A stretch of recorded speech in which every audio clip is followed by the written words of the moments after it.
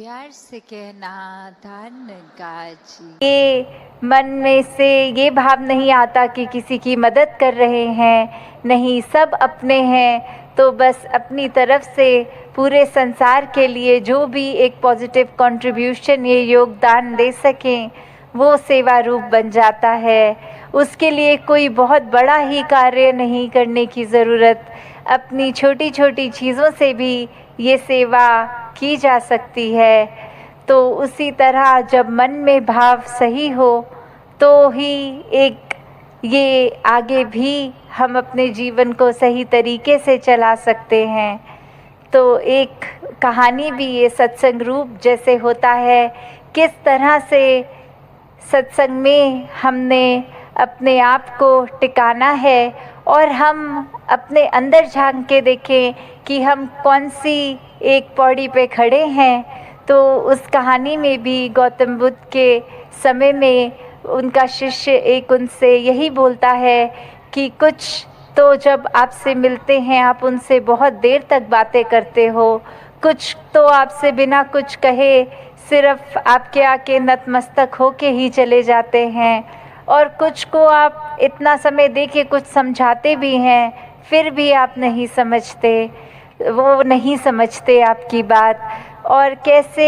हर एक के साथ आप अलग तरीके से होते हैं, फिर भी ये हर एक के मन की अवस्था इतनी अलग कैसे होती है। तो उस पे गौतम बुद्ध जी यही समझाते हैं कि अगर हम घोड़ों का ही एग्जाम्पल लें तो कैसे कुछ घोड़े तो ऐसे होते हैं जिनको अगर वो चाबुक मारो पूरा दिन तो भी वो एक अपनी मस्ती में ही रहते हैं, वो काबू में नहीं आ सकते, उनको जो करना है अपने हिसाब से करते रहते हैं। कुछ ऐसे होते हैं कि समय समय अनुसार जब जब चाबुक पड़ रहा है वो समझते हैं कि अब भागने का समय है, वो भागते हैं। और किसी को तो फिर आप अगर ये चाबुक की आवाज़ भी कर देंगे, सिर्फ उसको मारेंगे नहीं चाबुक, तो वो आवाज़ से पहचान जाते हैं कि अब दौड़ने का समय है। और जो चौथी कैटेगरी ऐसे भी होते हैं घोड़े जिनको चाबुक सिर्फ दिखा दें या धूप के समय ज़मीन पे वो चाबुक की परछाई को ही देख लेंगे, वो समझ जाएंगे कि दौड़ना है। उसी तरह हम अगर सत्संग में आ रहे हैं तो हम किस तरह के वो अपने मन की अवस्था से आ रहे हैं। क्या ये सत्संग आ रहे हैं तो आपसी सिर्फ एक संतों से मेल मिलाप करके बातचीत करके ही घर जा रहे हैं, या फिर कुछ भी एक पुकारा जा रहा है, जो संदेश दिया जा रहा है वो चाहे पहले घोड़े की तरह जिसको हर समय चाबुक मारो तो कोई असर नहीं, वही सत्संग में आते हैं, इधर उधर ध्यान अपना रखते हैं, मूल जो संदेश दिया जा रहा है उस पे ध्यान नहीं देते, फ़ोन से फ़ोटोएं खींच के एक इधर उधर की बातें करके घर चले जाते हैं। या फिर दूसरी कैटेगरी में जहाँ कभी कभी एक वो संदेश सुनाई दिया, उसको ध्यान से सुना, कुछ देर तो उस पे चला, फिर रुक गए। तो सिर्फ सत्संग के दौरान ही हमने एक अपनी अच्छाई नहीं बाहर लानी, सिर्फ आपसी एक सहयोग करते हुए एक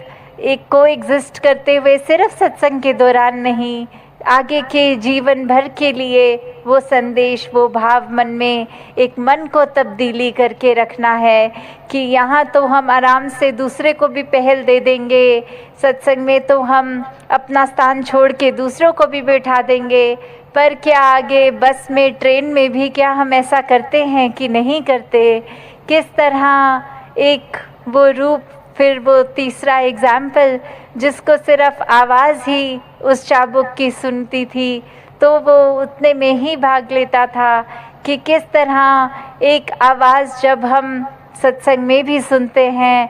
कुछ भी संदेश जहाँ जो इतने अनमोल जीवन को परिवर्तित करने के हैं, वो क्या हम संदेश सिर्फ अपने कान तक ही रख रहे हैं, या जीवन में उतार के औरों के कानों तक भी वो संदेश पहुंचा रहे हैं। अपने कर्मों द्वारा दूसरों तक भी क्या वो संदेश जा रहा है।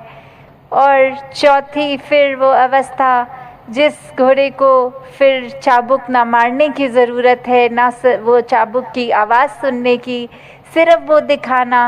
कि ये परमात्मा इस निराकार से इस कदर जुड़े हुए कि कहीं पे भी हों, बस एक इशारा ये जब याद आ जाता है, ये परमात्मा, ये निराकार याद आ जाता है, तो ही हर समय